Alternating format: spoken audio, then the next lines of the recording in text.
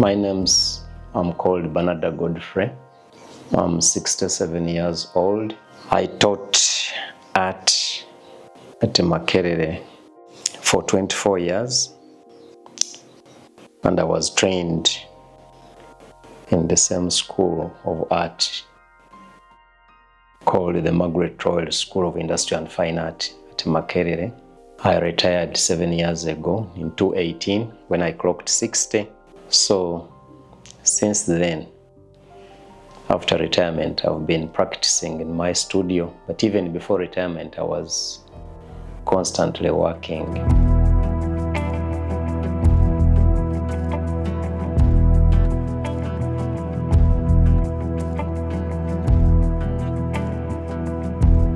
You see, the journey, I would even think it started before I realized it had started, because my father was a mechanic and he used to work in a Masindi. That's about 130 miles away from here in Bunyoro. So at home there were some books which were concerning Land Rovers that he used to work upon. So I remember during the time when he worked in Masindi, I was in a P5, P6. And whenever I would open these books, I would be so much interested in looking at the first image, which was a Land Rover, a picture of an image of a Land Rover vehicle. And then I used also to get mesmerized by the dismantled engine parts. So, but I remember starting from that point, P5, I would try to copy that drawing, that vehicle, that image of a vehicle. So most likely, that's how the awakening started, but I didn't know that. I didn't even know as an artist, but I used to have that interest of drawing. I remember vividly picking interest in drawing that vehicle. It was the first image, and the book was concerning Land Rover vehicles and engine parts when they are dismantled. So when I joined the Mengo Senior School in 1974, in Senior 1, this is when I was introduced to real mixing colors and painting. But incidentally, I dropped painting in S1. But I was just moving around the compound in Senior 2 first term. Then I looked at what they were painting. I wasn't impressed. And I told one friend of mine, I said, I think I could have painted this one better. It was a landscape, just in front of the headmaster's office. The students were working from there. Then he asked me, the friend of mine asked me, I remember he was called Samuel Kato. He said, but you were good in art, why did you drop it? Now, it so happened that when we were in Senior 2, the Minister of Education issued a statement and said that all students were required to do at least 2 technical subjects. Now I was good in the following. At Mengo Senior School, they used to offer fine art, they used to offer art, they used to offer technical drawing and metalwork. I was good in the 3. I used to do technical drawing, art, and then and metalwork. But because my father was a mechanic, I wanted to align against him. So I chose metalwork and technical drawing. But when this friend of mine asked me, I said, let's go and look at the results of metalwork. How did they perform? The results were not good. So I said, no, I think I should rush back. But there was a hassle. The teachers had changed. The ones who was teaching me in year 1 was not the one teaching in Senior 2. But the good enough, it was the first time I went and requested this gentleman. He was called Anthony Karule. So he said, unless you bring a recommendation from the teacher who used to teach you in year 1, then I can't accept you. So I traveled, I trekked the whole day. But in the afternoon, the gentleman agreed and I was absorbed.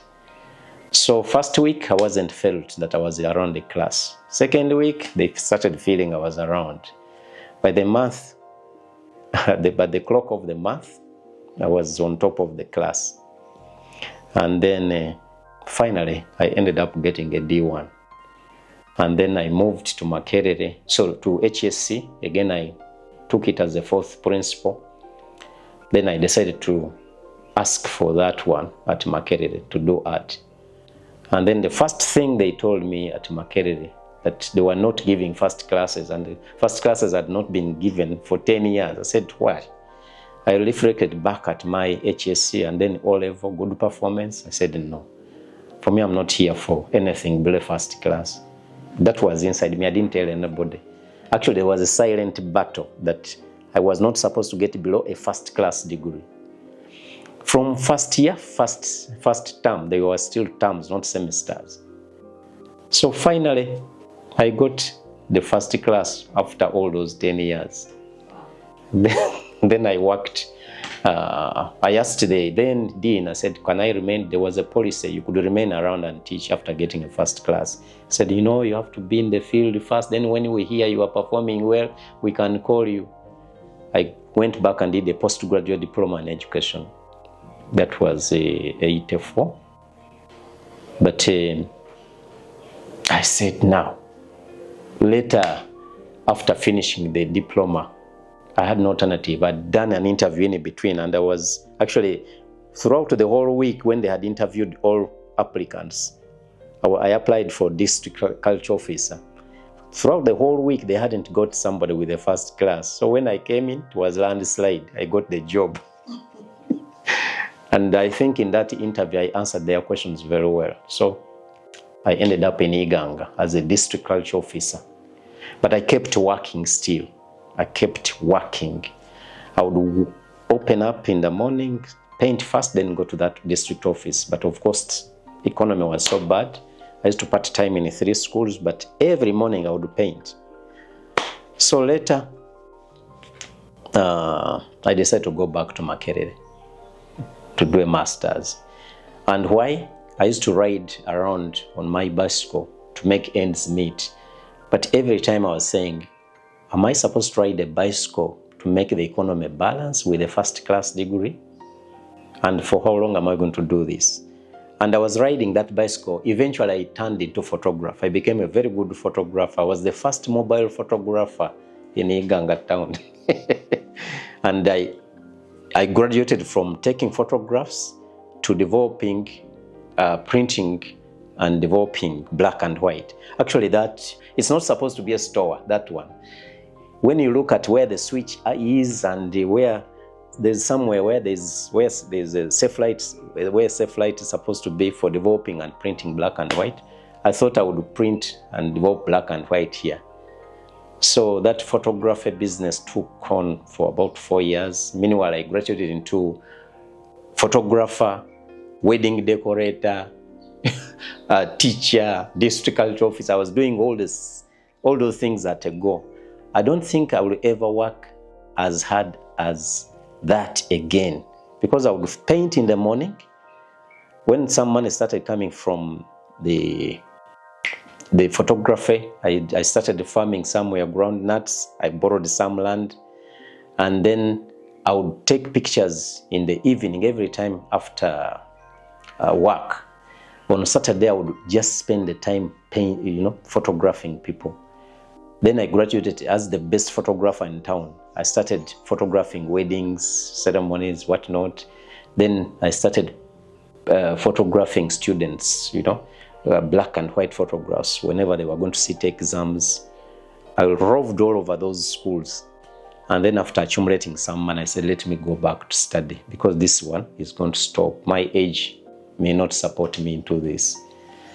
So again, they told me that masters, you are going to take 10 years before you finish. That was during when they were taking a very long time. I said, what? 10 years? No. I sat down, calculated the distance between Iganga and the Kampala. I was working there. Then I said, okay, how much money am I supposed to spend on the road for 2 years? The master is supposed to be 2 years, nothing beyond. So I calculated all the money. Then I knew that every weekend I was supposed to photograph to bridge the gap.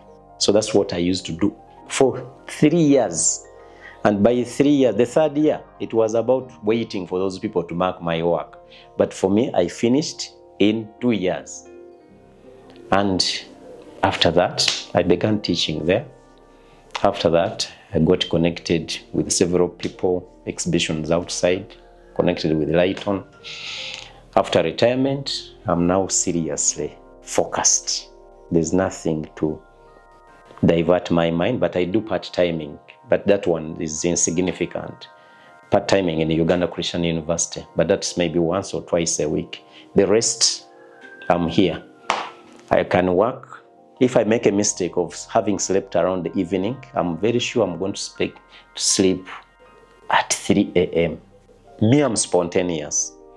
I'm not glued on landscapes. I'm not glued on wildlife. I'm not glued on anything. But of course, nature is automatically an inspirational point. Everywhere you look, nature can inspire you. But of course, I'm also inspired by culture. I'm inspired by philosophy. I'm inspired by psychology.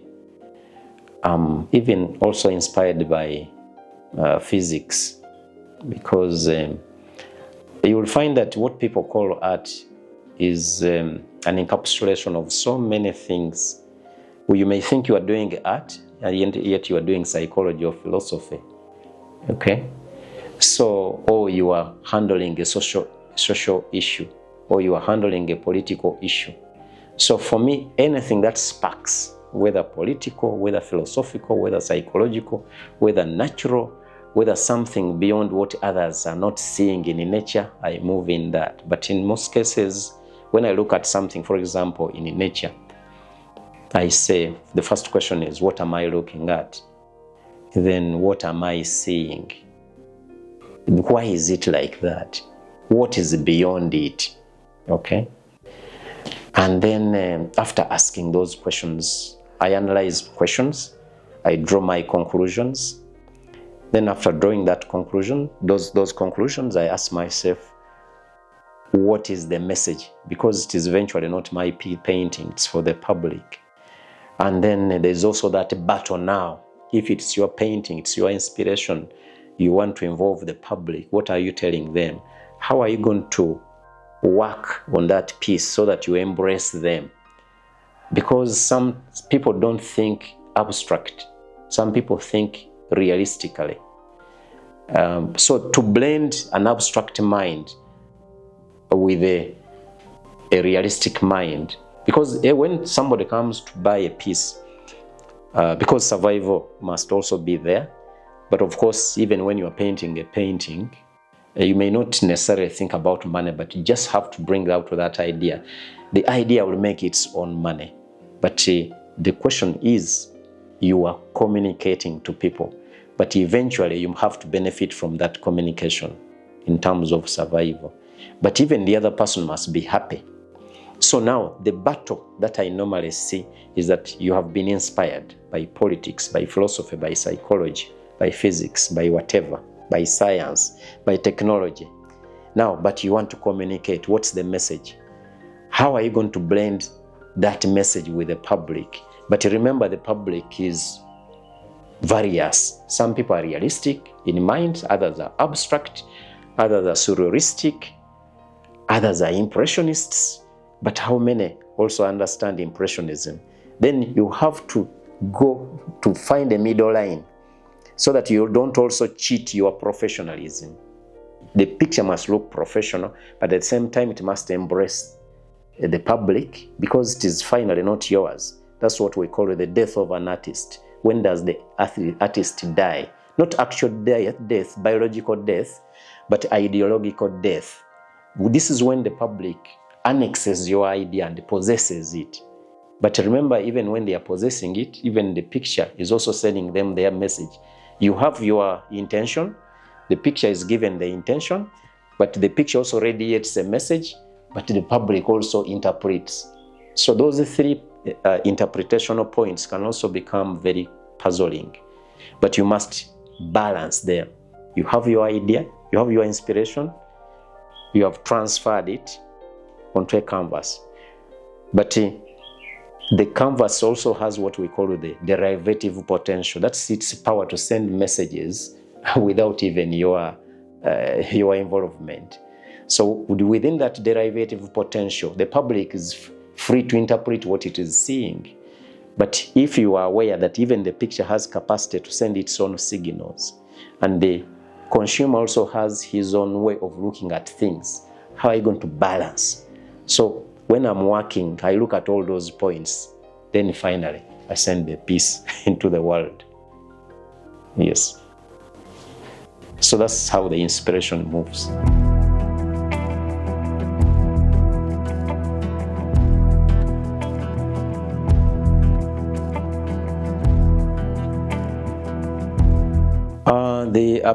In painting, I normally use oil paint, but I've also used acrylics. Now, these two materials have different properties. And when you are painting, let's say with acrylic, the ground upon which you are going to paint matters a lot. And then the speed at which acrylic dries, and then the viscosity level, how thick. When does it work better? Is it when it is thick or when it is thin? And what textural value do you want? When does it give you the best textural value? So this is when you opt to use that. But of course, the quality of oil paint is different. The other one dries very fast. When you want to achieve textural values, you have to use impasto. You have to use an impasto method. We use paste, you don't dilute it a lot. And then there are types of acrylics. Some are shiny, others they are not up to standard, but there are some which are really nice. But I prefer using oil paint because if you want to capture certain feeling, like let's say you want a picture to be, a certain layer to be translucent or transparent, there is a way you can wait for it to dry, then you come on top. Even acrylic can do it, but oil does it better.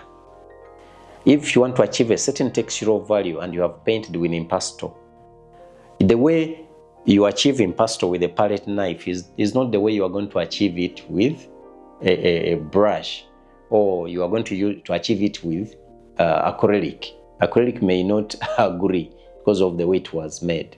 Because when you look at some paintings like that one, that's a palette knife throughout.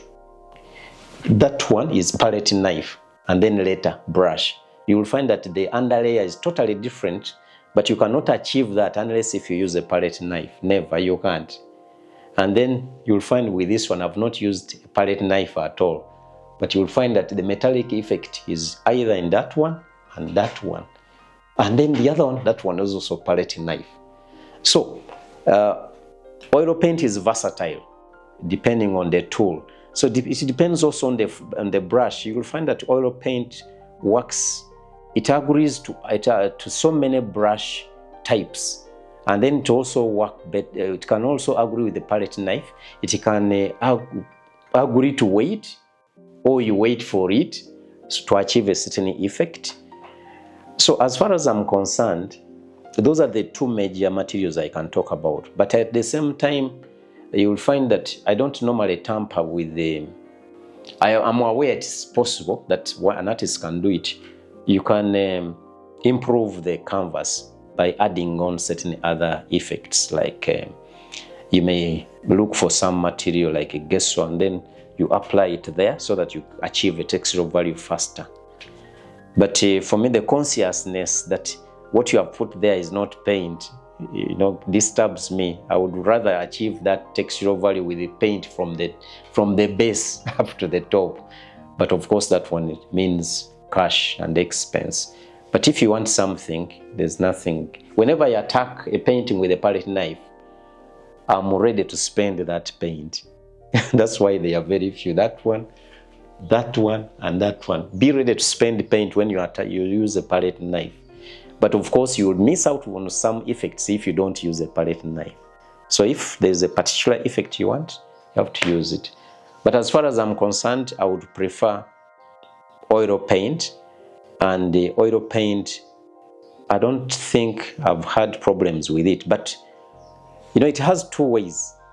when you are painting, oil paint, when you are painting in impasto, when you are painting with thick layers, it means you are not going to put in a lot of linseed oil, or you will put it there, but you measure how thick it's going to be so that you cause the textural value. But at the same time, you need to graduate it. When are you applying that method? At the start, in the middle, or at the end? And at the start, can you afford thick? Or at the end, when do you use the thin layers or the thinly mixed?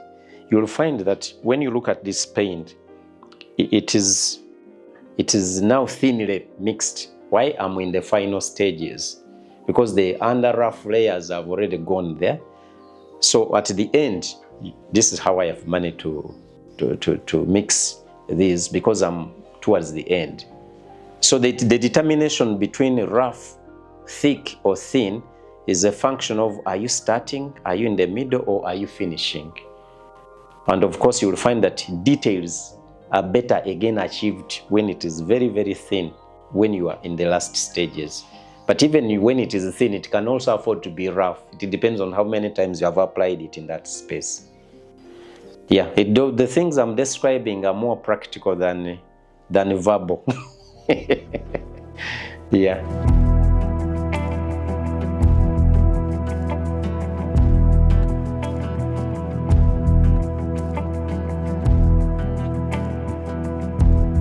First of all, I would think that it's like you would have an ancestor in a certain place, okay?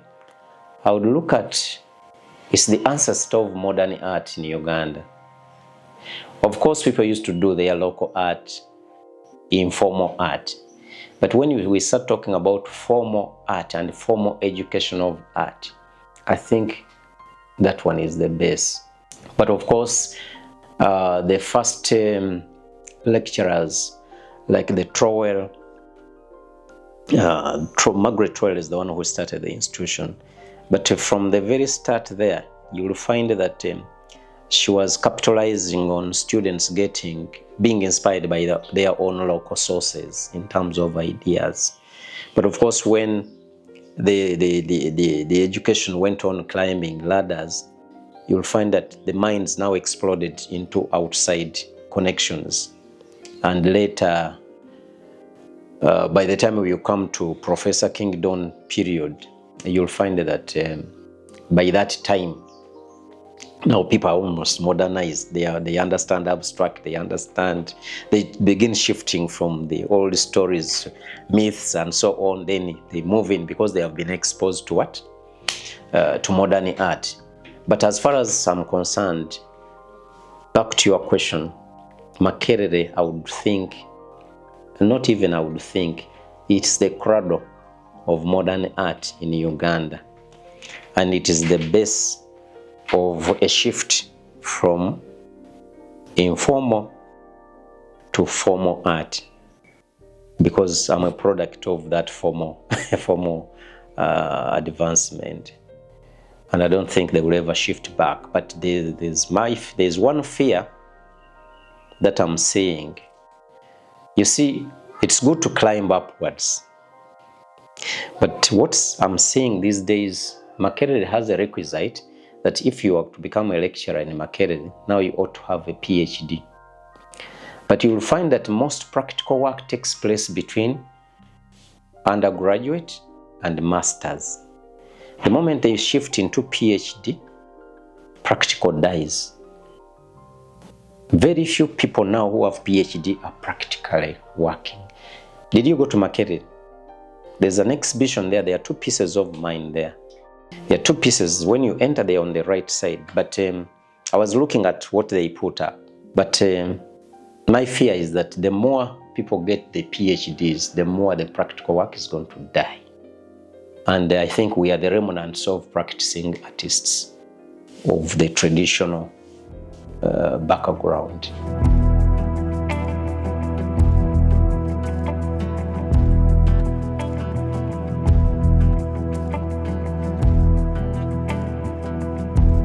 Well, at that one, I cannot even doubt, but I would think Makerere has made me who I am in terms of thinking, because there is a way we think when we join Makerere as artists or as students. But as you approach different lecturers, different professors, different ideas, you begin to shift and stop seeing things like how we used to see them. But of course, then you get exposures, like when, let's say, Madame Lighton holds an exhibition and you go there, then you try to look at what is being done against what you have been doing. But I would think Makerere, there's a difference between doing art just by instinct or by nature because God gave you the talent. But when people start inserting in academics, you start working with reason. You start working with analysis. You start working when you are totally aware that there is psychology. You may have started psychology, let's say in education, diploma, but you may also have studied about history of art. You may have also studied about, let's say, geography, for example. But you begin, even when, the way an artist, if an artist has a background of geography, if a geographer has a background of art and he looks at a landscape, you will look at it differently. So all these other courses we did, there is a way in Makerere when you start doing art, there is a way your mind is tuned not only to look at your instinctive way of doing art, but all these other subjects come in and they are embraced within the painting. Such that when you finally make a painting, because you are exposed, you are no longer in the informal education, you are in the formal education, where you have been exposed to psychology, philosophy, physics or geography or whatever. All this, there is a way all these subjects come together into a system. It's up to you to select which system is going to be used. Is it the technological bit? Is it, for example, I did technical drawing. If you looked at the piece, there's a piece I did, it was called the defiler. If you checked it out, it is because I had the influence of technical drawing. So you find that my technical drawing came back to me in Makerere because that one I did up to O level. Okay? Back to the other thing I told you about of the two technical subjects, I ended up with art and technical drawing. I dropped metalwork. So you'll find that Makerere just polished me up to make me formal. But all these other subjects that I did from O level, HSC, and maybe these are the history of art and so on, they came back to me. It was up to me to select which one I wanted. I can decide at ease whether to bring them into one picture at a time, depending on the theme and the context. So the context will always determine the approach, and then the style and technique and so on.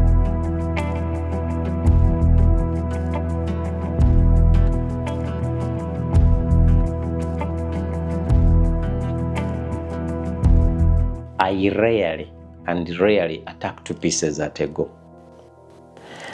If I get an idea and make sketches for it, my mind is for that piece. Because the danger of starting two pieces or working on two pieces at a go is that you may lose focus and concentration.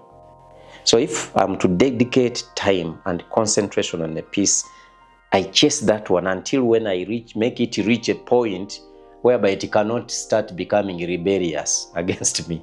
So I started this one in June, and I don't care how long I take. I was telling her that now it's going to clock the 3rd month when August elapses. But what I want, the moment if I'm to sketch now another canvas, it will mean that this one is as good as finished. Okay? So I normally attack one piece and then make sure it travels the journey I want. But in most cases, I attack it and finish it. But in this special case, when it is so large and it has consumed a lot of time, there are other pieces waiting in my head to be painted. So, actually, the way I'm thinking about this one is like, for example, there are no scales on these fish. That there's that time, but now it's like beating a dead thing. By the way, by the time this month ends, I can afford to to silence it and then attack another piece. I can always just come back to relax on it because it's a large piece. Every area needs details. Now, conceptually, if let's say I've painted a piece and finished it, there are times when you look at some piece or even the sketch of that piece, and then you say, you see the sketch you make at first may not be the final one. You may end up crossbreeding them, like maybe 10 times. But sometimes you paint a piece using maybe the third sketch, and then you find that after, let's say, 5 years, you go back to the sketchbook, you find that sketch number 3 also is generating another idea you didn't see. So you can improve that sketch and then you attack. But at the same time, in the context of an already finished piece, you can come back to it. I've ever come back to a piece, like the other piece, I don't know whether you saw it, the one called Feeling Honey. There's a way I'd worked down here and then worked on the head. But after about 3 years, I looked at that head and I thought it could get another idea, another approach. So I changed the head, and I think that's the only piece I've ever attacked again. The others, you just feel there's something has scratched it and then you work on it. But in most cases, because I've already concretized an idea, in most cases, I work on that idea, finish it, and that's done. It's very rare for me to disorganize a piece or go back to it and change it, okay? But it's only when sometimes I feel like I've already thrown the canvas somewhere, but when you can land on that canvas and then look at it again, and then, but that is normal. After several years, you turn it around and say, I think this idea can be changed like this according to the sketches that made this piece. But in most cases, there are times when you feel that contextually the piece is telling you to change it. I've done it about 3 times, but it's very rare. I normally get one idea, because I remember telling that I move in sequences. I look at an idea, I put questions against the idea, I put an analysis against that idea, and then I draw conclusions. Then after those conclusions, I begin sketching. But as I sketch, I'm in this triple lane. I have the idea. The piece is going to be shown, but there's the public. How are you blending in the junction box? All of you.